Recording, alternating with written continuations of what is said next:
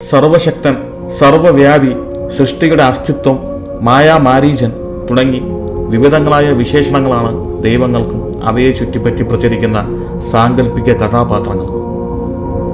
അമാനുഷികതയുടെ അവസാന വാക്കായാണ് ഈ മൂഢത്തരങ്ങളെ വിപണന സാധ്യത മനസ്സിലാക്കിയ പുരോഹിത വൃന്ദം പുതുമധ്യത്തിൽ അവതരിപ്പിക്കുന്നത്.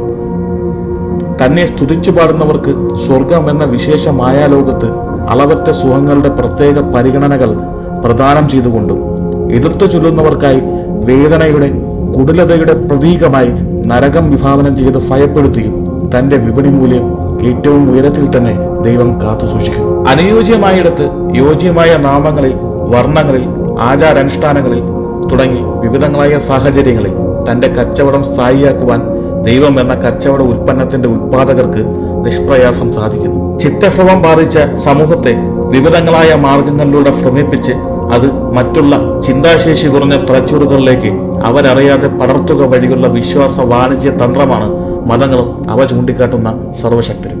മതം എന്ന് തെളിവിൽ സമ്മതിച്ചു തരാതെ സംസ്കാരമാണെന്ന് ആർഷഭാരത വക്താക്കൾ മുറവിളി കൂട്ടുന്ന ഹൈന്ദവികത പ്രതിപാദിക്കുന്ന ത്രിമൂർത്തി ഭാവങ്ങളിൽ സംഹാര വകുപ്പ് കാര്യസ്ഥൻ ശിവന്റെ മകനായ ദൈവമാണ് മുരുകൻ എന്ന് അവരുടെ അമർ ചിത്രകഥകളിൽ വിഭാവനം ചെയ്യുന്നു.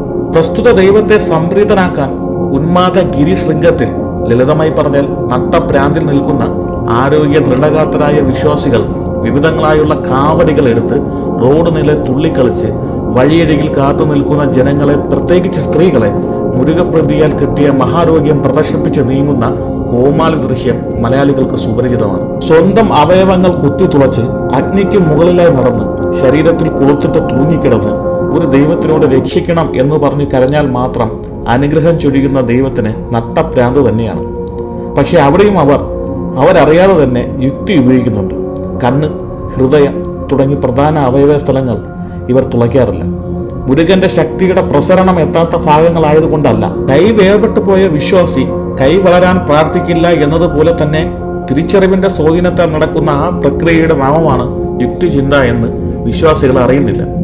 ഒരുപക്ഷെ സംഭവിച്ചേക്കാവുന്ന സ്വാഭാവിക സാധ്യതകൾ മാത്രമേ പ്രാർത്ഥനയിൽ ഉൾപ്പെടുത്താൻ പുരോഹിതർ മതം എന്ന ഭ്രാന്ത് പേറിയവരെ പരിശീലിപ്പിക്കും. മതം എന്ന തന്റെ വാണിജ്യ വിപണനോൽപ്പന്നം ഇത്തരം ചിത്രഭ്രമ പരസ്യങ്ങളിലൂടെ ഉപഭോക്താവാകുന്ന ചിന്താശേഷി നശിച്ചവരെ ആകർഷിക്കുവാനുള്ള ദൈവത്തിന്റെ പിണിയാളുകളായ പുരോഹിത തന്ത്രമാണ് ഇത്തരം കാവടിയാട്ടങ്ങൾ. യഥാർത്ഥത്തിൽ അനുഷ്ഠിക്കുന്നവന് ചിത്തഭ്രമവും അനുഷ്ഠിപ്പിക്കുന്നവന് വ്യാപാര പരസ്യവുമാണ് ഇത്തരം കോമാളിത്തരങ്ങൾ. മതം എന്ന വിവിധ വാണിജ്യ വിപണന മേഖലയിൽ എല്ലായിടത്തും ഈ കോമാളി കാഴ്ചകൾ കാണാം. മതം, ദൈവം എന്നത് ചില കപടരുടെ കളവുകൾ മാത്രം മുടക്കുമുതലായി വേണ്ടിയ വ്യാപാരമാണ്.